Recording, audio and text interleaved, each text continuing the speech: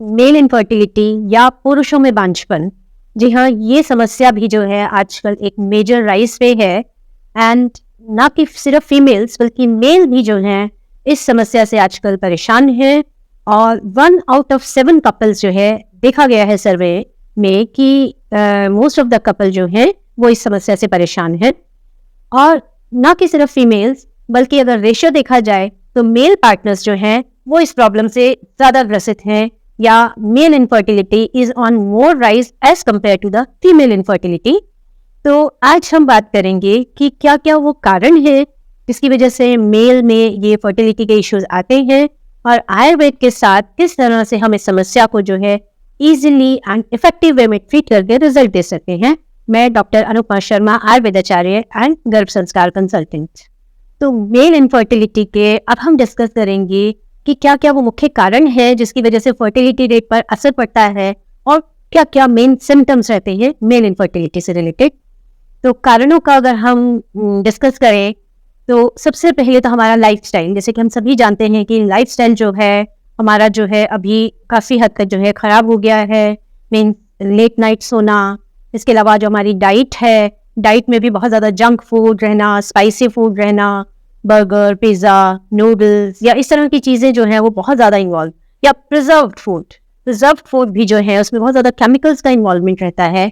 या अगर हम सिंपल सी बात करें कि केमिकल्स का एक्सपोजर बहुत ज़्यादा है हमारे एनवायरनमेंट में भी ले लीजिए, या फिर हमारा जो भी खाना पीना है उसमें सब में केमिकल एक्सपोजर बहुत ज़्यादा हो गया है। जो मिल्क आ रहा है उसमें भी they are not the real, उसमें कहीं ना कहीं हार्मोन्स का एक्सपोजर रहता है। तो इसीलिए जो है हार्मोनल इम्बैलेंस हो जाता है लाइफस्टाइल की वजह से। स्लीप अगर प्रॉपर नहीं रहती है तो उसकी वजह से स्ट्रेस लेवल्स बढ़ रहे हैं, स्ट्रेस लेवल बढ़ने की वजह से भी हार्मोनल डिसबैलेंस हो जाता है। तो इससे क्या रहता है कि फर्टिलिटी रेट पर असर पड़ता है।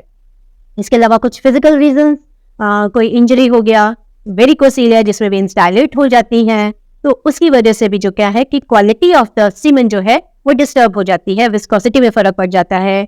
हेड, जो स्पर्म का हेड है, यदि वो डिस्टर्ब है, उसका स्ट्रक्चर ठीक नहीं है, तो वो भी जो है फर्टिलिटी पे असर डालता है। क्या सिम्टम्स रहते हैं? कई बार क्या होता है कि या तो प्रीमेच्योर इजैकुलेशन हो गया, या फिर प्रॉपर वे में इजैकुलेशन नहीं हुआ, या फिर पेनफुल रहता है इंटरकोर्स करना, तो जिसकी वजह से जो है फर्टिलिटी पे असर पड़ता है।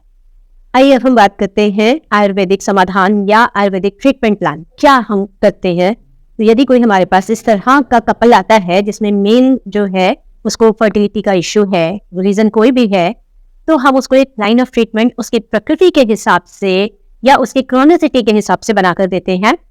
तो हमारा जो फर्स्ट लाइन ऑफ ट्रीटमेंट होता है उसमें हम कुछ मेडिसिन डालते हैं। जो बेसिक लाइन ऑफ ट्रीटमेंट होता है जो कि उसके सिस्टम को, जो डिसबैलेंसेस है, मीन्स जो हमारे जो दोष वात पित्त कफ है उनमें जो भी चीज़ डिसबैलेंस में है उसको पहले बैलेंस में लाता है। फिर उसके बाद हम पंचकर्म की तरफ चलते हैं। पंचकर्म में भी जो उसकी बॉडी के हिसाब से ज़्यादा उसको सूट करेगा वो हम प्लान करके इसके बाद उत्तर बस्ती या फिर कुछ क्लासिकल आयुर्वेदिक मेडिसिन के साथ जो है ट्रीट करते हैं। The average time duration is 2 to 3 months जो है एक एवरेज टाइम ड्यूरेशन हम लेकर चलते हैं। अब हम बात करते हैं कुछ कॉमन आयुर्वेदिक मेडिसिन जो कि सभी लोग जो हैं जनरली ले लेते हैं, जैसे कि अश्वगंधा हो गया या शिलाजीत हो गया।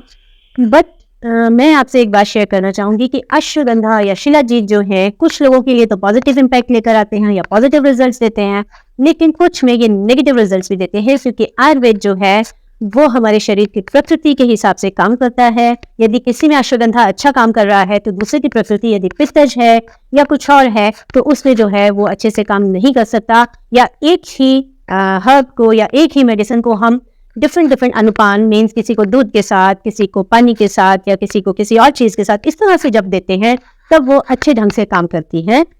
इसीलिए किसी भी तरह की तकलीफ है, किसी तरह की अगर आप किसी परेशानी में हैं तो हमेशा जो है आयुर्वेदिक डॉक्टर की सलाह से ही आप किसी तरह की दवाई को शुरू करें। अपनी मर्जी से लेने से उसमें फ़ायदा कम, नुकसान ज़्यादा हो सकता है। So thank you.